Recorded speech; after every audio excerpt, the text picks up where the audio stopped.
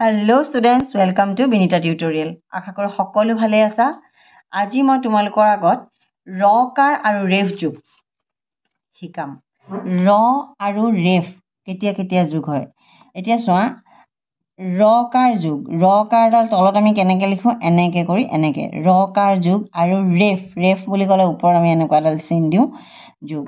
ৰ কাৰ সদায় ব্যঞ্জন বৰ্ণৰ তলত বহে। এইটো কথা এটা মন কৰিবা, ৰ কাৰ সদায় ব্যঞ্জন বৰ্ণৰ তলত বহে। যেনে পত ৰ কাৰে প্ৰ, আমি পঢ়ো কেনেকৈ পত ৰ কাৰে প্ৰ, মানে প যোগ ৰ, পয়ৰয় প্ৰ, দেখা পাইছা।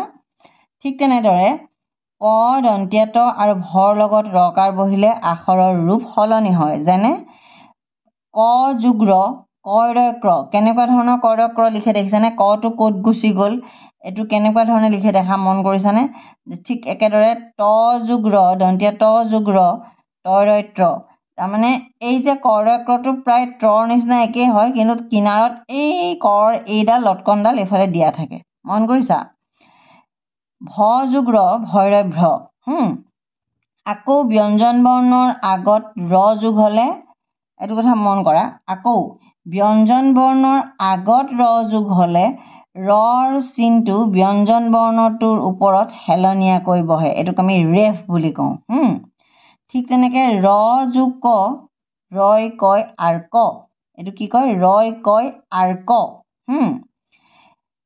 ৰ যোগ খ ৰয় খয় আৰ খ, ৰ যোগ গ ৰয় গয় আৰ গ, এইটো কথা মনত কৰিবা। ঠিক একেধৰণে যদি আমি গ যোগ ৰ দিলোহেঁতেন গয় ৰয় গ্ৰ, ভালকৈ মন কৰিবা গয় ৰয় গ্ৰ কাক কয় আৰু ৰয় গয় আৰ গ কাক কয়। ভালকৈ মন কৰা তোমালোকে, এইটো যদি ক হয়, ক যোগ ৰ হ'লে এইটো ছাপ'জ কয় ৰয় ক্ৰ হ'ল। ঠিক তেনেদৰে ক ৰ যোগ ক যদি হয় তেতিয়া কি হ'ব, কৰ ওপৰত ৰেফ ৰয় কয় আৰ ক। ঠিক সেই একেধৰণেৰে ম যোগ ৰ, তেতিয়া কি হ'ব ম, তাত ৰ কাৰডাল এনেকৈ লিখে, তলত এইডাল এনেকৈ দি দিয়ে, এইডালক কয় ৰ কাৰ হ'ল, এইডালক কয় ৰ কাৰ। ম যোগ ৰ মৰে ম্ৰ হ'ল। যেনে নম্ৰ, আমি যে কওঁ যে নম্ৰ, ল'ৰাটো বৰ নম্ৰ পায়, এনেকুৱা। আৰু ৰ যোগ ম হ'লে কি হ'ব ৰয় মই আৰ ম, ৰয় মই আৰ ম। মৰ আগত যদি ৰ আগত থাকে তেতিয়া মটোৰ ওপৰত ৰেফ বহে। বহুত ল'ৰা ছোৱালী এইবিলাক ভুল কৰে সৰু সৰু, সেইকাৰণে মই এইখিনি কথাত তোমালোকে ভাবা এইবোৰ জানিবলগীয়া কথাই নহয়, কিন্তু এইবিলাক কথাও জানিবলগীয়া কথা। বহুত ল'ৰা ছোৱালী কথা জানে, পঢ়ি যায়, মুখস্থ কৰি যায়, কিন্তু ভুলকৈ লিখে। মানে মই বুজি পাওঁ কি লিখিব গৈছে, কিন্তু তেনেকৈতো নম্বৰ দিবলৈ দিগদাৰ হয়, গোটেই শব্দটোৱে বেলেগ হৈ যায়, হয়নে? এতিয়া চোৱা তলত দিয়া শব্দসমূহ ডাঙৰ ডাঙৰকৈ পঢ়া। তোমালোকৰ যদিও এখন কিতাপ নাই, তোমালোকে এইখিনি মোৰ এই ভিডিঅ'টো চাই ৰখাই লৈ পজ কৰি পঢ়িবলৈ চেষ্টা কৰা। গয়ৰগ্ৰ তাত আকাৰ ম গ্ৰাম, ঘয়ৰঘ্ৰ তাত আকাৰ মূৰ্ধনীয়া ন ঘ্ৰাণ, মূৰ্ধনীয়া তয় ৰয় ত্ৰ তাত আকাৰ ম ত্ৰাম, পয় প্ৰ তাত আকাৰ মূৰ্ধনীয়া ন প্ৰাণ, দেখিছানে? গ্ৰাম ঘ্ৰাণ ত্ৰাম প্ৰাণ।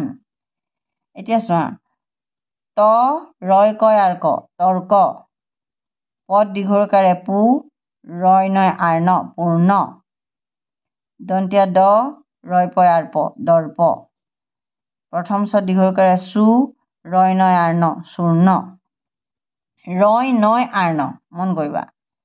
শ্ৰমিক তালবীয়া হয় ৰয় শ্ৰ মঠ হস্ৰইকাৰে মি ক শ্ৰমিক। চৰিত্ৰ প্ৰথম ছ ৰস্ৰইকাৰে ৰি দন্তীয়া তয় ৰয় ত্ৰ চৰিত্ৰ, ভয় যোগ ৰ ভয় ৰয় ভ্ৰ ম মূৰ্ধনীয়া ন ভ্ৰমণ, পবিত্ৰ প বস্ৰইকাৰে বি তয় ৰয় ত্ৰ পবিত্ৰ। অৰ্হতা ৰয় হয় আৰ্হ,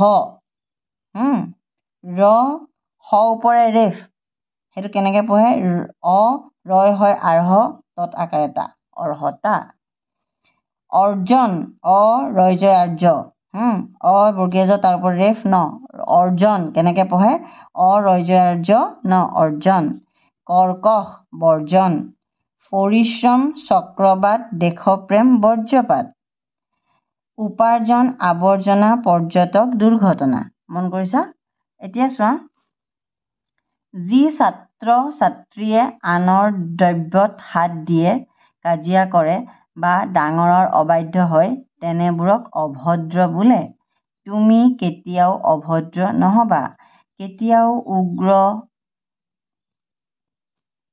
নহৈ নম্ৰভাৱে থাকিবা, তেতিয়াহে আনৰ প্ৰশংসা পাবা। দৰ্প শৰ্মা মানুহজন বৰ ভদ্ৰ, তেওঁ আনক কৰ্কশ ভাষাত কথা নকয়।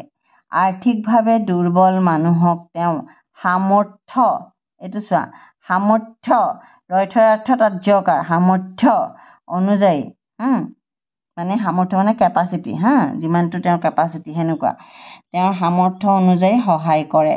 তেওঁৰ জীয়াৰী অৰ্চনা এগৰাকী নিৰ্ভীক ছোৱালী, সেইবুলি তাই কাৰো লগত অনাহকত তৰ্ক কৰি নুফুৰে।